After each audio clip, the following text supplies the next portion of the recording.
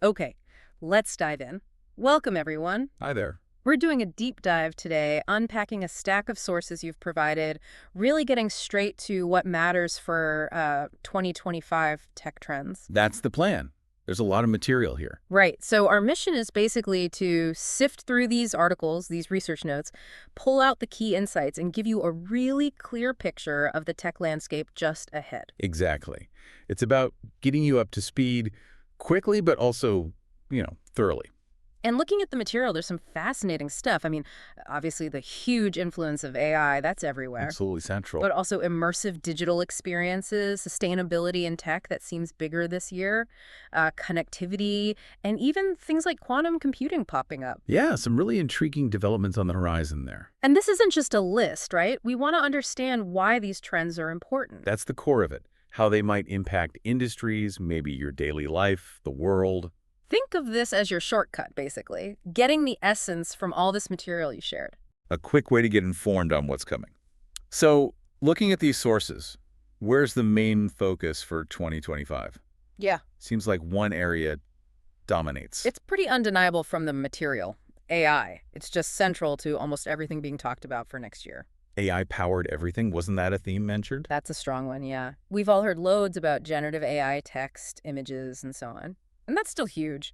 But the sources show it's moving into things like design automation, creating much more interactive experiences. Right, so it's evolving. It's not just a tool for us anymore.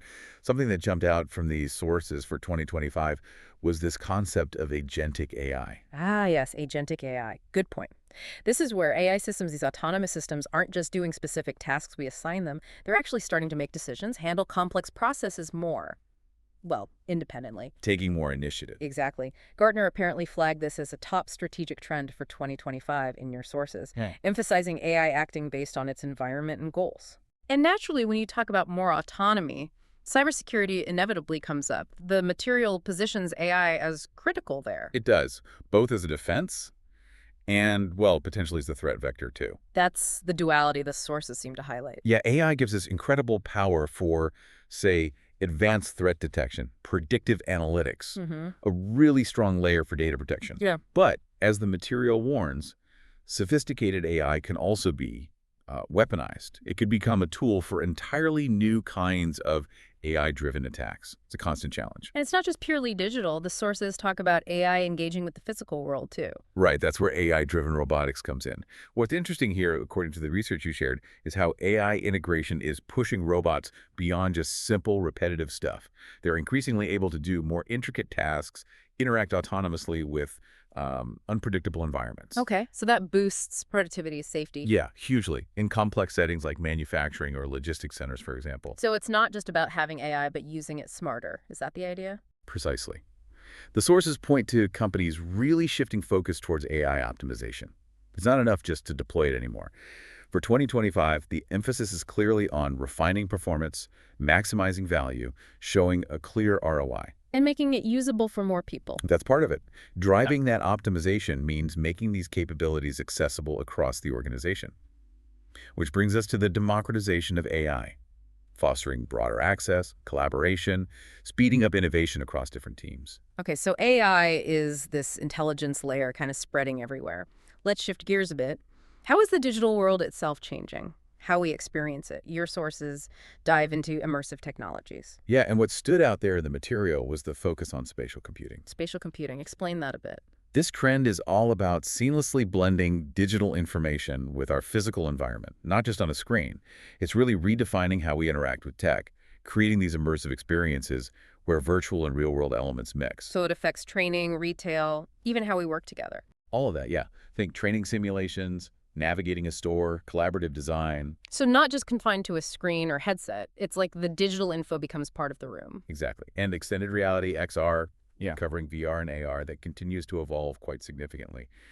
The sources mentioned advancements in VR 2.0, hinting at better fidelity, interaction, and progress in advanced AR glasses. Making it less clunky, more integrated. Right, pushing towards that whole spatial computing vision. And the metaverse concept, still very much in the discussion according to this material. They anticipate more expansion, more adoption in 2025. It is. The sources discuss key enablers, things like AI making virtual worlds more dynamic, maybe blockchain for decentralized economies and identity within those spaces, Hmm. and the push towards truly hyper-realistic XR experiences. And there was something about making it easier to build these worlds. Ah, Metaverse as a Service?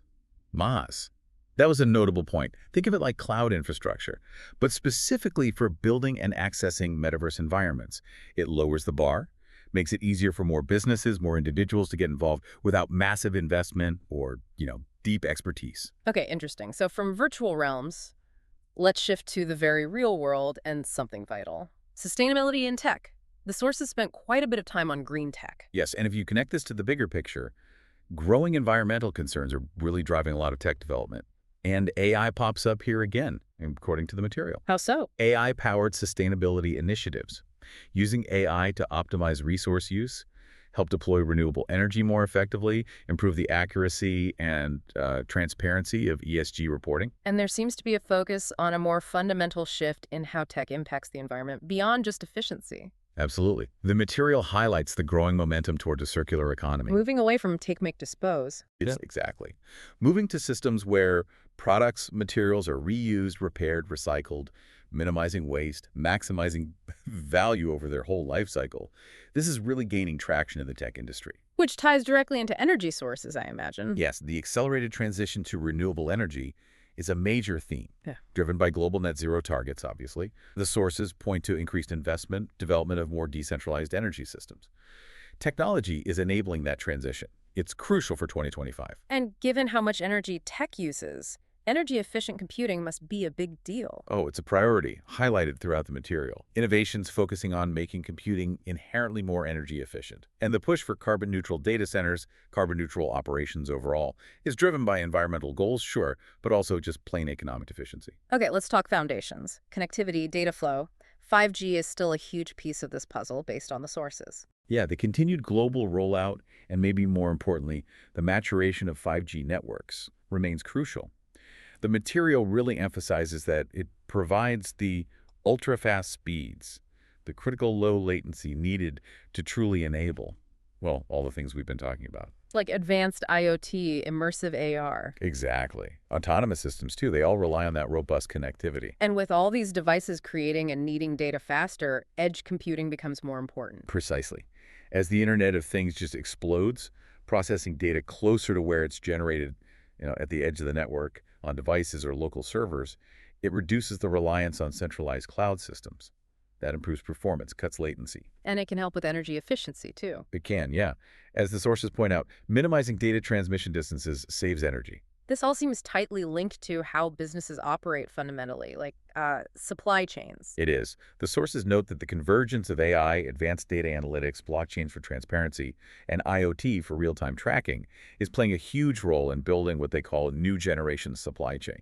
The goal being? Making these systems more efficient, more resilient, more agile when disruptions happen, and increasingly more sustainable too. That's all outlined in the material. Okay. Finally, the sources touched on some other key trends, maybe a bit further out from mainstream use, but important advancements are happening now. Quantum computing was one. Right. The material acknowledges quantum is still, relatively early days compared to classical computing, but significant foundational work is happening. The focus, according to the sources, is on developing more stable, scalable quantum chips, improving error correction, which is a huge challenge, and exploring hybrid quantum classic systems. Systems that could tackle specific problems current computers can't. That's the goal. And the UN designating 2025 as the International Year of Quantum Science and Technology, as one piece noted, that really signals its growing global significance. So not on our desks yet, but serious progress. What else in that sort of future-leaning category did the sources mention? Well, blockchain technology, as we touched on with the metaverse and supply chains, it's being discussed for diverse uses beyond just crypto, focused on enhancing security, transparency, efficiency in various industries based on the research provided. Digital twins were mentioned too? Yes, digital twins. These sophisticated virtual replicas of physical things, objects, processes, systems, they're seeing increased use for real-time monitoring, simulation, predictive maintenance, think manufacturing, infrastructure management, even healthcare. And what about self-driving cars? Still in the mix? Autonomous vehicles, yeah. They continue their progress towards, well, potential mainstream adoption, as the material suggests. Ongoing development focuses on enhancing safety, improving navigation reliability, especially in complex environments, Yeah. and realizing benefits like reduced congestion, increased accessibility. One last one. One final fascinating area mentioned was neuromorphic computing. Brain-inspired computing. Essentially, yeah. Yeah. It aims to mimic the structure and function of the human brain to create highly efficient, low-power processors, particularly for AI tasks. Still quite research-heavy, but very interesting. Wow. Okay, we really covered a lot of ground there. We did. From AI seemingly influencing everything to how we'll interact with digital space more immersively, that essential push for greener tech. The foundational layer of connectivity and Yeah. even glimpses into the future with quantum and neuromorphic computing. This deep dive, I think it really helped synthesize all that information from your sources, boiling down these complex trends into insights you can grasp quickly. Absolutely. From AI agents getting smarter and spatial computing merging realities to that critical shift towards circular economies and the steady advancements in quantum. It's a dynamic picture for 2025. So bringing it all together, what does it mean for you listening? Here's a provocative thought to leave you with, drawing on the convergence highlighted in the material. Go for it. Think about how the increasing autonomy of AI agents, combined with these breakthroughs in immersive tech that blend digital and physical, all running on that ubiquitous connectivity from 5G and edge computing. This isn't just about cool new gadgets. It's not individual products. It's a little bigger than that. It has the potential to reshape the fundamental infrastructure of society, of the economy itself.